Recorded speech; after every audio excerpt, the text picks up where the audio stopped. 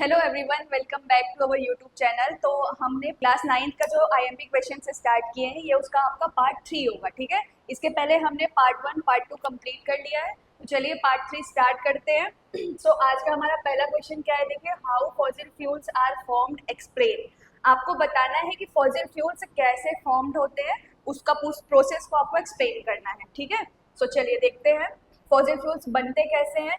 So petroleum is formed by the marine organisms. जो petroleum होता है वो फॉर्म कैसे होता है, मेरीन ऑर्गेनिज्म से फॉर्म होता है। अब मेरीन ऑर्गेनिजम्स क्या है, मेरीन ड्राइव, आप एमडी सुने हैं, मेरीन ड्राइव आप जाते हैं घूमने। ठीक है, मेरीन ऑर्गेनिजम्स का मतलब जो आपके जलीय जीव है। ठीक है, तो जो हमारा पेट्रोलियम है वो मेरीन ऑर्गेनिजम्स या जलीय जीवों से ही बनता है। When aquatic organism and plants died, they burn and the bottom of sea and covered by the help of sand and soil particles. देखिए यहाँ पे क्या कह रहा है, एक बार समझते हैं। तो जो हमारा पेट्रोलियम है वो फॉर्म कैसे होता है, मेरीन ऑर्गेनिज्म से फॉर्म होता है। ठीक है, मेरीन ऑर्गेनिज्म से फॉर्म होता है। जब आपके क्या होते हैं, जो एक्वेटिक ऑर्गेनिजम्स हैं, जलीय जीव हैं, ठीक है, जो जलीय प्लांट है, वहां में जो प्लांट होते हैं, जब ये क्या होते हैं, डेड हो जाते हैं, मर जाते हैं आपके पानी के अंदर, ये समुद्र के अंदर। सोचे कितने सारे जीव हैं, कितने बड़े जीव हैं, है ना। वेल, शार्क, डॉल्फिन, ऐसी बड़ी फिश हैं। सोचिए जब ये मरती हैं तो ये कहाँ जाती होंगी, ये आपके समुद्र में ही, आपके पानी में ही है। ठीक है, तो जब हमारे एक्वेटिक ऑर्गेनिजम्स है, प्लांट है, ये डेड होते हैं, डाई होते हैं, तो ये क्या होते हैं, they burn at the bottom of sea. So ये कहाँ जाते हैं, जो आपका सी का बॉटम है वो बॉटम में चले जाते हैं। और वो कवर किससे होते हैं, ये जो वहाँ पे सैंड है, सॉइल है, वो सैंड सॉइल से ये क्या हो जाते हैं, कवर्ड हो जाते हैं। ठीक है, आफ्टर थाउजेंड्स ऑफ ईयर्स। अब देखिए, इन मरीन ऑर्गेनिज्म से, इस डेड बॉडी से पेट्रोलियम बनने में कितने टाइम लग रहे हैं। जो आपके पेट्रोलियम बन रहा है उसको बनने में थाउजेंड्स ऑफ ईयर लग जाते हैं। ठीक है, आपके जो डेड बॉडीज हैं वो कहाँ है, नीचे। ये हमारा समझो क्या है, सी है। ठीक है, जो हमारे डेड बॉडीज हैं वो यहाँ पे है। अब इन पे क्या होता है, सी और सॉइल और सैंड का क्या होता है, लेयर चढ़ता है। अब ये लेयर चढ़ने के बाद ये नीचे कब तक, कम से कम थाउजेंड्स ऑफ ईयर्स तक दबे हुए रहते हैं, due to the absence of oxygen. और यहाँ पे ऑक्सीजन का क्या होता है, एब्सेंस होता है। High pressure and temperature dead bodies of plants and animals are converted into natural gas and petroleum. अब ये नेचुरल गैस एंड पेट्रोलियम में कैसे कन्वर्ट होते हैं, यहाँ पे देखो ऑक्सीजन का एब्सेंस है, टेम्परेचर, हाई प्रेशर और टेम्परेचर है, जिनमें क्या होते हैं, जो हमारे प्लांट और एनिमल्स है वो किस में कन्वर्ट होते हैं, नेचुरल गैस और पेट्रोलियम में कन्वर्ट हो जाते हैं। ठीक है, तो इस तरीके से ये प्रोसेस है, इस तरीके से क्या होता है, हमारा फॉसिल फ्यूल रेडी होता है। How are formed fossil fuels पूछा गया है ना। तो हमारे जो फ्यूल है, नेचुरल गैसेस है, पेट्रोलियम, ये सारी चीजें, ये पेट्रोलियम वगैरह ये सब क्या है, फॉसिल फ्यूल्स ही है। तो इस तरीके से हमारा फॉसिल फ्यूल क्या होता है, रेडी होता है। ठीक है, अब why is the conservation essential. अब हमें कंजर्वेशन करना क्यों जरूरी है, फॉसिल फ्यूल्स को आपको कंजर्व करना क्यों जरूरी है। सो इसका रीजन क्या है, देखो यहाँ पे इसका आंसर आपको यही दे रहा है, थाउजेंड्स ऑफ ईयर। ठीक है, आपको फॉसिल फ्यूल बनाने में कितना टाइम लग रहा है, थाउजेंड्स ऑफ ईयर लग जा रहे हैं बनाने में। तो अगर आप इसको कंजर्व करके नहीं रखेंगे, लिमिटेड यूज नहीं करेंगे, तो बहुत ही जल्दी आपका क्या होगा, फॉसिल फ्यूल खत्म हो जाएगा। और इसको बनने में थाउजेंड्स ऑफ ईयर लग रहे हैं, तो आप जल्दी बना भी नहीं सकते हैं। सो इसको इसलिए हम लोग क्या करते हैं, कंजर्व करना जरूरी है। ठीक है, एक बार इसको रीड करते हैं। After thousands of years the fossil fuels were form. Thousands of year लगते हैं फॉसिल फ्यूल को फॉर्म होने में। We were having limited amount of fossil fuel, और हमारे पास लिमिटेड अमाउंट में ही फॉसिल फ्यूल है।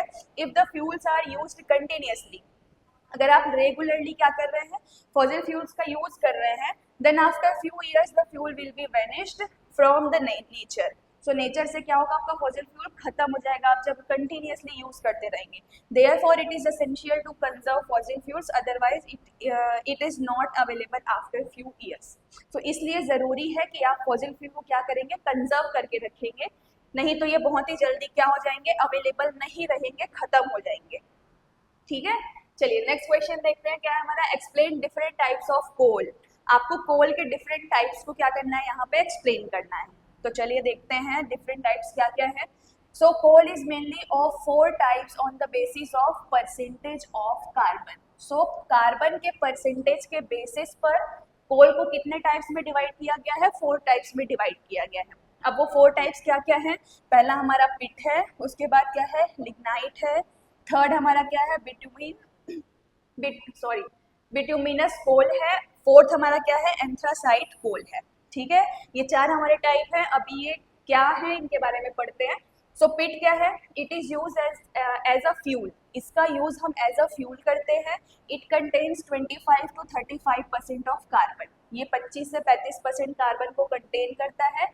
This is the first modified stage of carbon from plants. ये पॉइंट आपको याद रखना है, इससे आपका ऑब्जेक्टिव भी बन सकता है।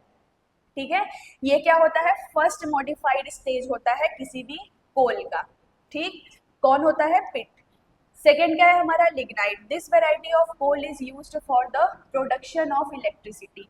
इस वेराइटी का, कोल की इस वेराइटी का हम यूज कहाँ करते हैं? Production of electricity.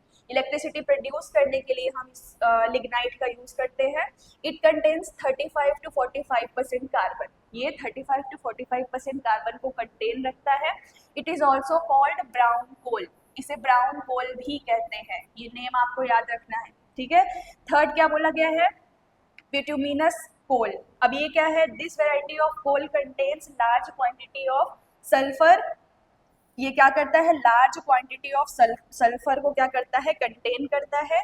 And is used in steel industries, और इसे हम स्टील इंडस्ट्रीज में यूज करते हैं। मीन्स कोल के इस टाइप को। ठीक है, it is used in automobile industry, paper industries, cloth industry, cement industry and in electrical fields. देखो इसका यूज कितना वाइडली है, मतलब हम इसको कितनी जगहों पे और कितने बड़े स्केल पे यूज कर रहे हैं। ठीक है, सो जो बिटुमिनस कोल है हमारा, वो हर जगह हर तरह की इंडस्ट्रीज में यूज हो रहा है। यहाँ पे 45 to 85% क्या होता है? कार्बन कंटेन रहता है। It is present in large quantity in the nature and mostly used. अब देखो नेचर में क्या है? बहुत ही लार्ज क्वांटिटी में ये अवेलेबल है। इस वजह से हम इसका यूज भी देखो कितना ज्यादा कर रहे हैं। हर जगह पे, मोस्टली हर जगह पे ये चीज हमारा क्या हो रहा है? यूज हो रहा है। ठीक है, लास्ट क्या है हमारा? Anthracite coal. अब ये क्या है? This variety contains more than about 85% coal. ये 85% से ज्यादा, मोर देन बोला जा रहा है, सो 85% से ज्यादा कोल कंटेन करता है। It is the best variety of coal. ये कोल की क्या होती है? बेस्ट वेराइटी होती है। अब कोल की बेस्ट वेराइटी क्यों है? क्योंकि इसमें सबसे ज्यादा कोल कंटेन है। ठीक है, it is also called as hard coal. इसे हम हार्ड कोल भी कहते हैं। ये सारे नाम आपको याद रखने। देखो हार्ड कोल हम किसको बोलते हैं? एंथ्रासाइट को कहते हैं। ब्राउन कोल किसको बोल रहे हैं? लिग्नाइट को बोल रहे हैं। So it gives heat for longer time period. ये हीट आपको क्या दे रहा है? बहुत लंबे टाइम तक के लिए देता है। It is having large quantity of coal, so produces less smoke and ash. Ash क्या होता है? राख होता है। ठीक है, ash का हिंदी मीनिंग राख है। सो ये क्या करता है? कोल सो प्रोड्यूसेस लेस स्मोक एंड एश। इसमें क्वांटिटी किसकी ज्यादा है? कोल की ज्यादा है। सो ये जो स्मोक है और राख एश है वो कम क्या करता है? प्रोड्यूस करता है। It is also used as domestic fuel. आप इसे क्या करते हैं? हम इसे डोमेस्टिक फ्यूल के रूप में भी या डोमेस्टिक फ्यूल के फॉर्म में भी यूज करते हैं। ठीक है, चलिए नेक्स्ट देखते हैं। Right any 4 postulates of Bohr's model of an atom, या फिर एक्सप्लेन बोर्स मॉडल। आपका क्वेश्चन ऐसे भी बन सकता है। ठीक है, तो चलिए देखते हैं बोर्स मॉडल क्या है, इन्होंने क्या क्या पोस्टुलेट दिए थे या क्या क्या बताया था इन्होंने। सो फर्स्ट हमारा क्या है? First point, the electron in the atom. ठीक है, एटम में जो इलेक्ट्रॉन्स होते हैं, so the electron in the atom revolves around the nucleus. देखो ये हमारा क्या होता है? न्यूक्लियस होता है। ये क्या है? ये हमारा एक समझ लो एटम हो गया। ठीक है, तो एटम में सेंटर हमारा क्या होता है? न्यूक्लियस होता है। तो बोर्स एटॉमिक मॉडल हमें क्या बताता है कि न्यूक्लियस, यहाँ पे लिखा हुआ है ना, the electron in the atom revolves around the nucleus. Nucleus के अराउंड क्या होता है? जो हमारा इलेक्ट्रॉन होता है वो रिवॉल्व करता है या घूमता है, आप बोल सकते हैं। So around the nucleus in a fixed circular path called orbits. और किस में घूमता है? वो एक फिक्स्ड सर्कुलर पाथ में घूमता है। देखो ये हमारा न्यूक्लियस हो गया, ये एक फिक्स्ड सर्कुलर पाथ हो गया। ये इलेक्ट्रॉन इसी पाथ में क्या करेगा? घूमता रहेगा, इसी पाथ में घूमेगा। वो बाहर नहीं जा सकता, ठीक है। तो इस पाथ को ही हम क्या बोलते हैं, ऑर्बिट बोलते हैं, ठीक है। न्यूक्लियस हो गया, न्यूक्लियस के चारों ओर इलेक्ट्रॉन क्या करते हैं, घूमते रहते हैं और वो एक ही पाथ में घूमते हैं, जिसे हम क्या कहते हैं, ऑर्बिट कहते हैं। ये इन्होंने बताया था, ठीक है। This orbits are associated with definite energies and are therefore also called energy shells और एनर्जी लेवल्स। अब इन ऑर्बिट्स को हम और क्या बोल सकते हैं, इसे आप एनर्जी सेल्स भी बोल सकते हो और एनर्जी लेवल्स भी बोल सकते हो, क्योंकि हर ऑर्बिट क्या करता है, कुछ एनर्जी कंटेन करके रखता है, ठीक। सो इसको आप ऑर्बिट कह सकते हैं, एनर्जी सेल कह सकते हैं, एनर्जी लेवल कह सकते हैं, ठीक है। ये सारे नाम हो गए, आप इसको शेल भी कह सकते हैं। So these are number as 1, 2, 3, 4 etc. from the nucleus, or these are designated as KLMN etc. So हमारा जो क्या होता है, न्यूक्लियस के बाद जो ऑर्बिट्स होते हैं वो 4 ऑर्बिट्स होते हैं। बोर्स एटॉमिक मॉडल हमें ये बताता है, वो 4 को नेमिंग कैसे दी गई है, न्यूक्लियस से आप काउंट करेंगे, ठीक है। न्यूक्लियस के बाद जो हमारा पहला ऑर्बिट होगा या जो पहला सेल होगा, या आप बोल सकते हैं पहला एनर्जी सेल या फिर पहला एनर्जी लेवल, ठीक है। जो भी होगा उसको हम नाम देते हैं 1, मतलब उसका नाम आपका K होता है और नंबर क्या होता है, 1 होता है। उसके बाद का जो ऑर्बिट आएगा उसको आप L बोलेंगे, उसके बाद M और उसके बाद N आता है, ठीक है, K L M N। आइए 4 ऑर्बिट्स हो गए, 1 2 3 4। ये हमारा क्या है, डेजिग्नेशन ऑफ ऑर्बिट्स है, और ये हमारे क्या है, नंबर ऑफ ऑर्बिट्स है, ठीक है। सेकेंड पॉइंट क्या बोलता है बोर्स एटॉमिक मॉडल का, as long as the electron revolves in a given orbit, ठीक है। इलेक्ट्रॉन क्या करता है, अपने ऑर्बिट में रिवॉल्व कर रहा है। It does not radiate energy, it does not radiate energy का मतलब ये एनर्जी को फैलाता नहीं है, बाहर नहीं करता है। रेडिएट का करना मतलब फैलाना। So does not radiate energy मतलब वो एनर्जी को नहीं फैलाता है। Hence the energy of the electron is constant as long as it does not change its orbit. So energy, अब देखो वो एनर्जी को फैला नहीं रहा है, कहीं एनर्जी बाहर नहीं जा रही है, तो वो एनर्जी क्या होगी, कांस्टेंट रहेगी, है ना। एनर्जी वहां पे क्या रहेगी, कांस्टेंट रहेगी। और ये क्या करते हैं, ऑर्बिट चेंज नहीं करते इलेक्ट्रॉन, जैसे ये है, ठीक। सो ये हमारा दूसरा क्या हो गया, ऑर्बिट हो गया। सो ऑर्बिट चेंज नहीं करते। Due to this the orbits are also known as stationary states और स्टेट्स ऑफ फिक्स्ड एनर्जी। अब हम उन ऑर्बिट्स को इस रीजन की वजह से, क्योंकि वो रेडिएट नहीं कर रहे हैं, एनर्जी वहाँ पे क्या है, कंजर्व्ड है या कांस्टेंट है, सो इसको हम और क्या नाम से जान सकते हैं, स्टेशनरी स्टेट्स भी बोल सकते हैं या फिर स्टेट्स ऑफ फिक्स्ड एनर्जी भी कह सकते हैं, ठीक है। चलिए ये हमारा 2 पॉइंट हो गया। थर्ड पॉइंट देखो क्या बोल रहा है, the electron absorbs energy when it jumps from an orbit of lower energy to an orbit of higher energy.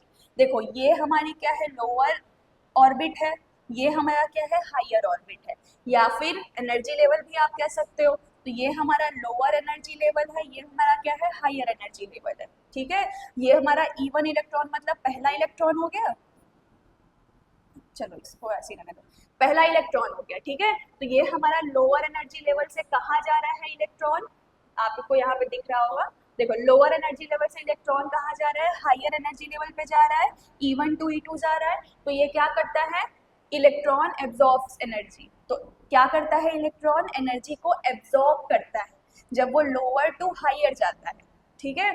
और similarly the electron emits same amount of energy and returning to lower energy state from higher energy state और orbit. अब देखो आपने lower energy state से higher energy state में electron को transfer कर दिया, तो यहाँ पे एनर्जी क्या हुई है, एब्जॉर्ब हुई है। अब जब आपका वही इलेक्ट्रॉन क्या होगा, हायर एनर्जी से कहाँ आएगा, लोअर एनर्जी लेवल पे आएगा। ये हमारा क्या हो जाएगा, हायर, और ये हमारा क्या हो जाएगा, लोअर, ठीक है। तो जब अब वही इलेक्ट्रॉन हमारा higher to lower energy level पर आ रहा है, तो क्या होगा, जो हमारी एनर्जी होगी वो क्या होगी, एमिट होगी, ठीक है।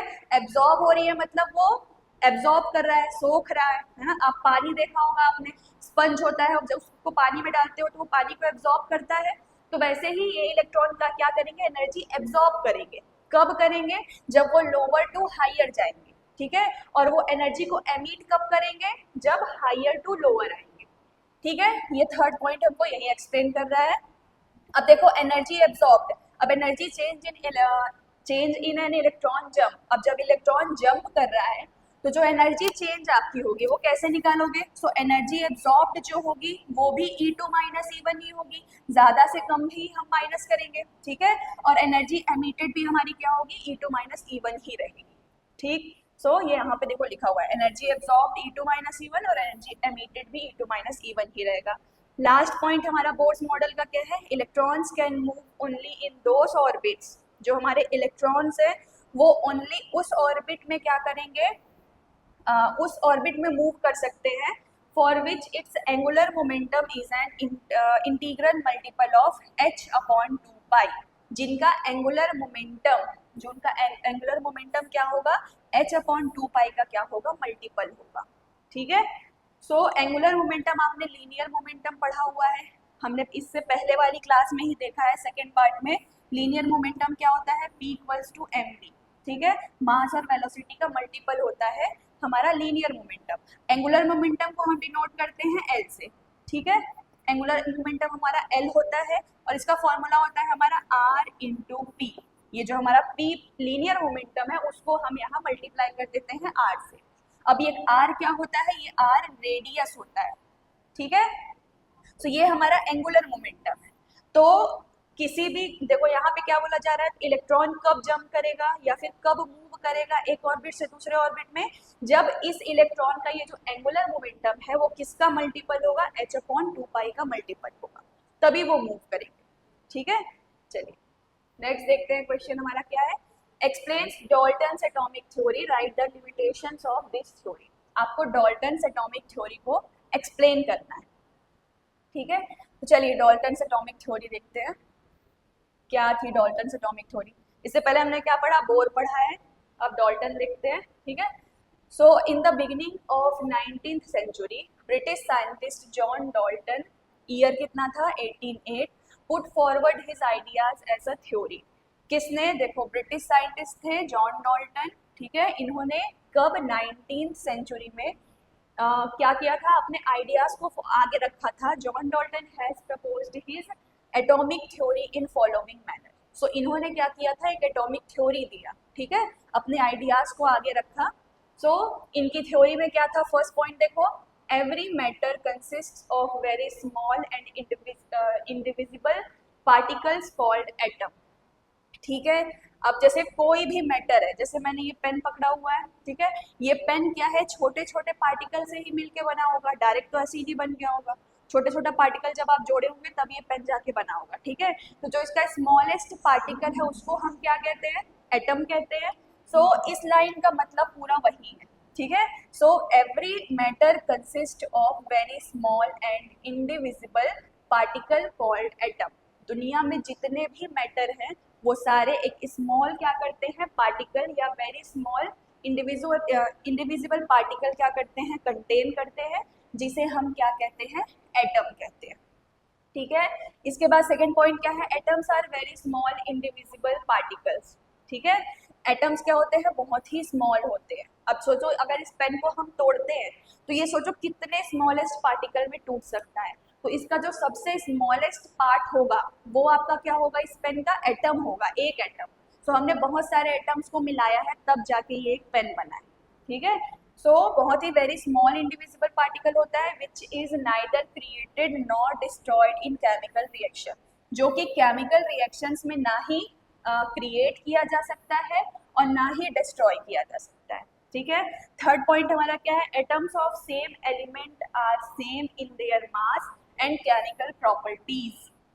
अब जो एटम सेम एलिमेंट के होंगे, ठीक है, जैसे मैंने ये पेन का एग्जांपल समझते हैं, तो मैंने ये पेन लिया है, तो ये पेन किसी एक ही टाइप के मटेरियल से बना हुआ है। ठीक है, सो इसका क्या है, सेम एलिमेंट है ना। जैसे एटम को आप एलिमेंट से समझ सकते हो, जब आप एलिमेंट्स को मिलाते हो तो क्या बनता है, आपका कंपाउंड फॉर्म होता है, और जब आप एटम्स को मिलाते हो तो क्या फॉर्म होता है, मॉलिक्यूल फॉर्म होता है। ठीक है, एटम्स को मिलाएंगे तो आपका मॉलिक्यूल बनेगा और एलिमेंट्स को मिलाएंगे तो क्या बनेगा, कंपाउंड आपका फॉर्म होगा, ठीक है। सो सेम एलिमेंट का बना हुआ है, ये पेन हमारा सेम एलिमेंट का बना हुआ है, ठीक है, ऑफ एटम्स, और छोटे छोटे पार्टिकल्स हैं, इसलिए हम उसको क्या कह रहे हैं, एटम कह रहे हैं। So atom of same element are same in their mass. So जो हमारा एक एटम है इसका, ठीक है, मतलब बहुत सारे एटम्स हैं और सारे एटम्स का जो मास है वो सेम होगा और केमिकल प्रॉपर्टी क्या होगी, सेम होगी।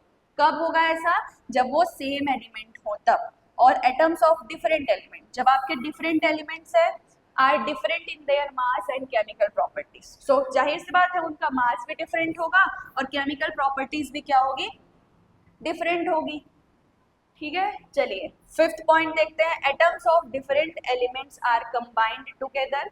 जो आपके डिफरेंट एलिमेंट्स हैं, ठीक है, एटम्स ऑफ डिफरेंट एलिमेंट्स के जो आपके एटम है वो combined together in simple whole number ratio to form compound atom.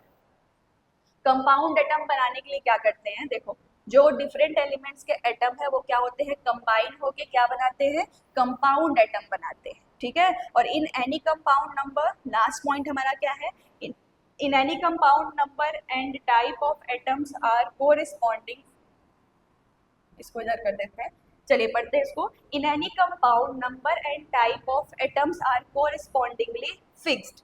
अब जो हमारा क्या होता है, किसी भी कंपाउंड में किसका number and type of atoms, जो जितने, मतलब अब इस कंपाउंड ही समझ लो आप, ये पेन, ठीक है, कि बहुत सारे एलिमेंट्स को मिलकर बनाया गया है, कंपाउंड है ये, ठीक है। सो जो नंबर ऑफ कंपाउंड है, compound number and type of atom, और जो इसमें टाइप ऑफ एटम है वो क्या होंगे, कोरिस्पॉन्डिंगली फिक्स्ड होते हैं, ठीक है। जो भी होगा आपके नंबर्स है कंपाउंड के और जो भी आपके एटम्स का टाइप है वो फिक्स्ड रहता है। बस ये सारे हमारे क्या है, पॉइंट्स है जो किसने बताया था, जो हमारा क्या कहता है, डाल्टन्स एटॉमिक थ्योरी बताता है, ठीक है। अब इसकी लिमिटेशंस पढ़नी है हमें, तो चलिए लिमिटेशंस देखते हैं।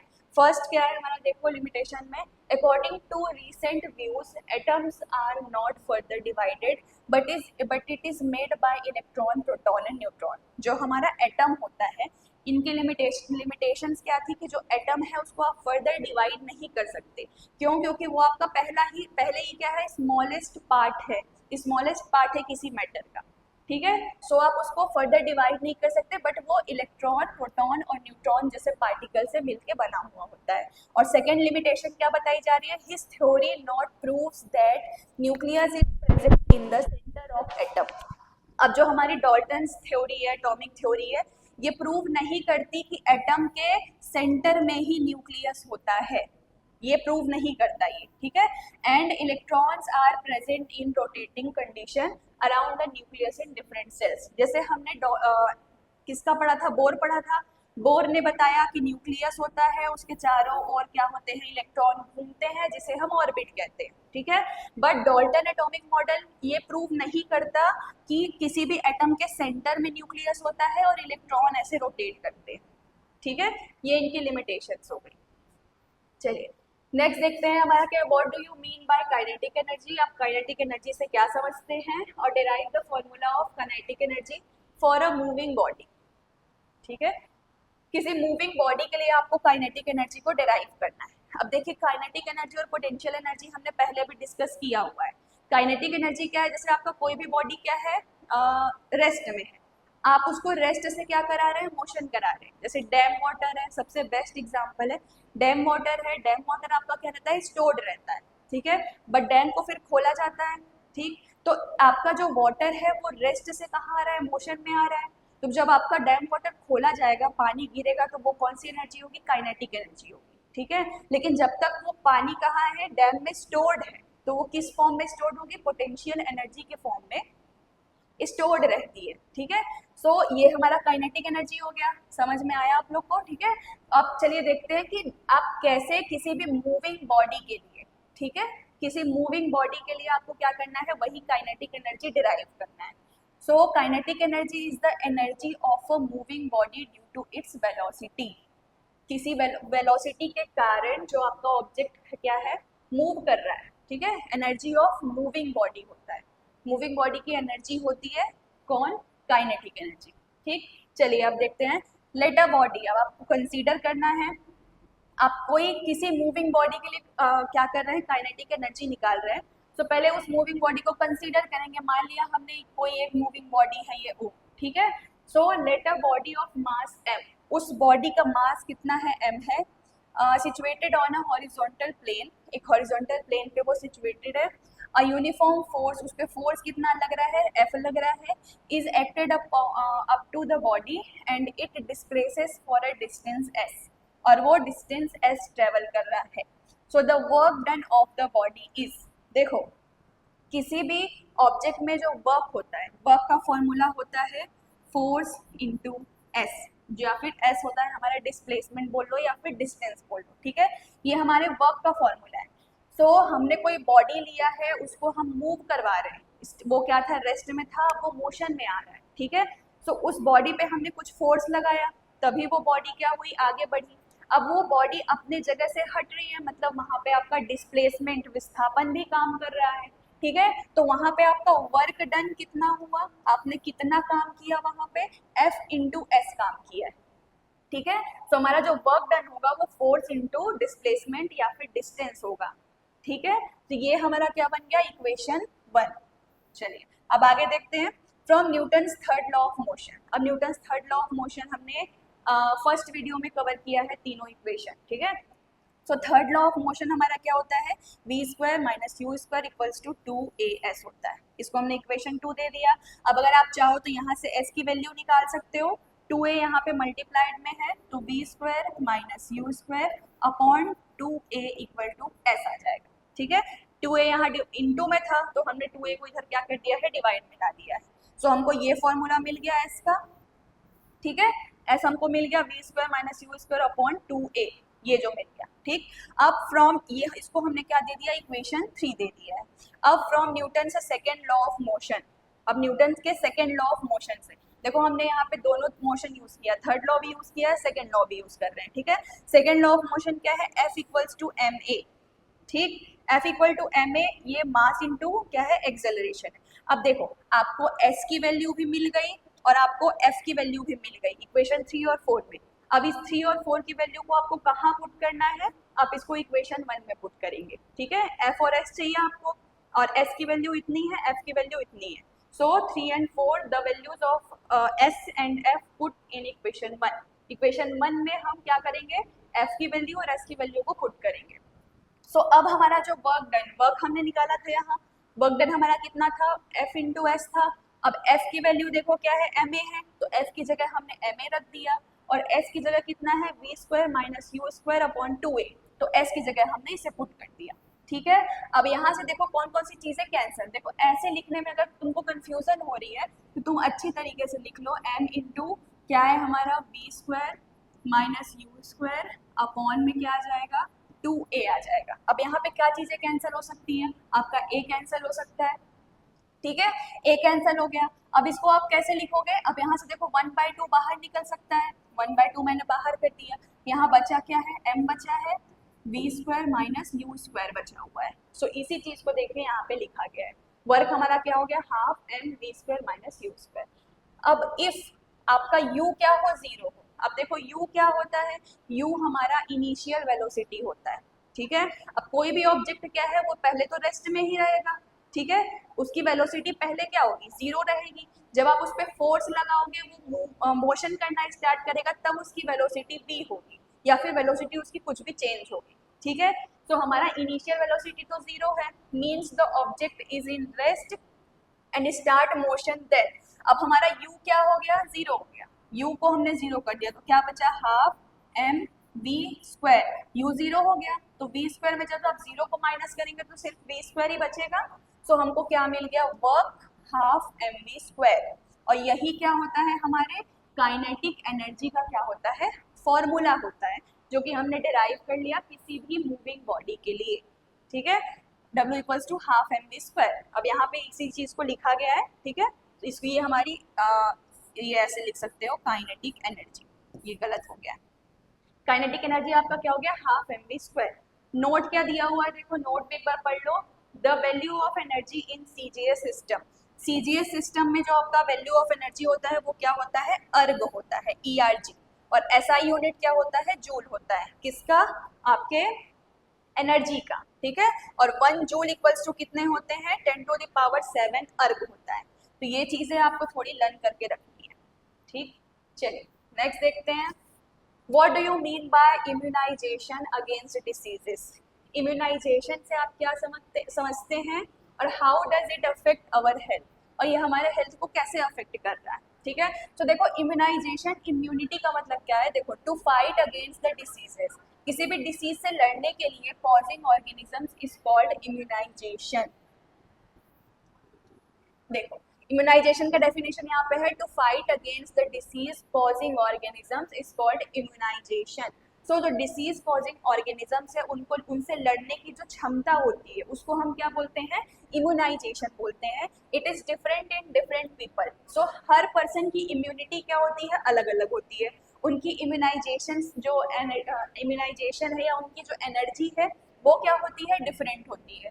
सो some people are having great capacity, कुछ पीपल्स में बहुत ही ग्रेट कैपेसिटी होती है, आपने देखा होगा उनको बहुत जल्दी बीमार, मतलब वो बहुत जल्दी बीमार नहीं पड़ते हैं, है ना। जैसे थोड़ा सा भी, और कुछ लोगों को आपने देखा होगा कि थोड़ा सा सीजन चेंज हुआ उनको छींक, सर्दी, खांसी, बुखार पकड़ना शुरू हो जाता है, मतलब उनकी इम्यूनिटी लेवल क्या है, डाउन है, उनकी इम्यूनिटी बहुत ही वीक है। और जिनको बुखार, सर्दी, खांसी जल्दी नहीं पकड़ रहा है, मतलब उनमें डिसीज से लड़ने की जो आपके क्या है, डिसीज कॉजिंग ऑर्गेनिज्म है, उनसे लड़ने की कैपेसिटी बहुत अच्छी है, मतलब उनकी क्या है, सॉरी, उनकी इम्यूनिटी पावर बहुत ही स्ट्रॉन्ग है, ठीक है। So capacity to fight against diseases, and some people are having less capacity to fight against diseases, यहाँ पे वही लिखा हुआ है। सो ये हमारी इम्यूनाइजेशन हो गई। Immunization power directly affects the health of a person, किसी भी पर्सन के हेल्थ को डायरेक्ट कौन अफेक्ट करता है, इम्यूनाइजेशन पावर अफेक्ट करता है, क्योंकि जिस पर्सन की इम्यूनिटी जितनी वीक होगी वो उतना ज़्यादा बीमार पड़ेगा, उसको उतनी ज़्यादा डिसीजेस होंगी, ठीक है। और for example one child is suffering from dysentery due to contaminated water because his immunization power is less. अब क्या है, चाइल्ड है जिसका क्या है, इम्यूनाइजेशन पावर बहुत वीक है, और वो डाइसेंट्री से उसको डाइसेंट्री है, कोई डिसीज है, ठीक है, सफर कर रहा है, is less, but if the same water is used by other children. अब वही सेम वाटर क्या हो रहा है, कोई अदर चाइल्ड यूज कर रहा है जिसका इम्यूनाइजेशन बहुत ही सही है, ठीक है, child, and they had not suffered by any disease because of the strong immunization power due to the availability of balanced diet, ठीक है। तो मतलब आपने एक ही पानी को 2 बच्चे को पिलाया है जिसे बहुत जल्दी बीमारी हो गई है, उसको वो डायसेंट्री से सफर कर रहा है, और एक पर्सन है, एक बच्चा है जिसे कोई भी बीमारी नहीं हुई, इसका मतलब उसका इम्यूनिटी पावर बहुत ही स्ट्रॉन्ग है और उसका इम्यूनिटी बहुत ही वीक है। अब आप इम्यूनिटी को सुधारेंगे कैसे, तो इसका एक ही रास्ता है, क्या करना है आपको, बैलेंस्ड डाइट लेना है, ठीक है। चलिए आज का हमारा लास्ट क्वेश्चन देखिए क्या है, how do infectious diseases spread from an affected person to someone else. अब देखिए, अभी से पहले ही हमने देखा कि एक बच्चा बहुत ही क्या था, उसका इम्यूनिटी पावर वीक था, एक का इम्यूनिटी पावर क्या था, स्ट्रॉन्ग था। अब जो स्ट्रॉन्ग है, ठीक है, बट उसको भी डिसीज हो सकता है, ठीक है, जैसे डिसीज कॉजिंग जो आपके क्या होते हैं, ऑर्गेनिजम्स होते हैं, उनके थ्रू। सो देखो यहाँ पे आपको बताना है इन्फेक्टियस डिसीजेस स्प्रेड कैसे होते हैं from an affected person to someone else. किसी अफेक्टेड पर्सन से जो आपका पर्सन अफेक्ट नहीं है डिसीज से, उसे आप कैसे क्या होता है, डिसीज होता है। So organisms causing infectious diseases में spread easily from one person to another through various mediums. अब जो ऑर्गेनिजम्स कॉजिंग डिसीज होते हैं, ठीक है, मतलब ऑर्गेनिजम्स कॉजिंग डिसीज मतलब जो ऑर्गेनिज्म से फैल रहे हैं, ठीक है। तो बहुत ही क्या होते हैं, बहुत ही मीडियम है ऐसे जिसके थ्रू क्या होते हैं, ये डिसीजेस फैल सकती है, जैसे फूड है, वाटर, एयर, सेक्सुअल कांटेक्ट, इन सब चीज़ों से क्या होता है, आपका डिसीज फैल सकता है। So disease like tuberculosis and pneumonia spread through air. ये जो डिसीजेस है ये किससे फैल रही है, एयर से फैल रही है। When a sick person coughs or sneezes, the virus and bacteria of the disease come out with the droplets of saliva and infect a healthy person present nearby. As a result of a healthy person becomes sick. अब देखिए किसी को भी सर्दी खांसी है, कफ है, ठीक है, उसके खांसने से, छींकने से भी क्या हो सकता है, डिसीज आपका स्प्रेड हो सकता है। तो ये सारे वेज है जिनसे क्या होता है, हमारा डिसीज क्या होता है, स्प्रेड होता है, ठीक है। मतलब एक अफेक्टेड पर्सन से जो आपका पर्सन अफेक्ट नहीं है उसे भी डिसीज हो जाता है, तो ये सारे तरीके हो जाएंगे, ठीक है। सो चलिए आज का ये हमारा जो पहला आईएमपी इम्पॉर्टेंट क्वेश्चन आंसर्स का जो सेट था वो पूरा कंप्लीट हो चुका है, ठीक है। सो आप अच्छे से यहाँ पे प्रैक्टिस करते रहिए और अच्छे से पढ़ाई करते रहिए, आपके एग्जाम से बहुत करीब है। And thank you so much for watching.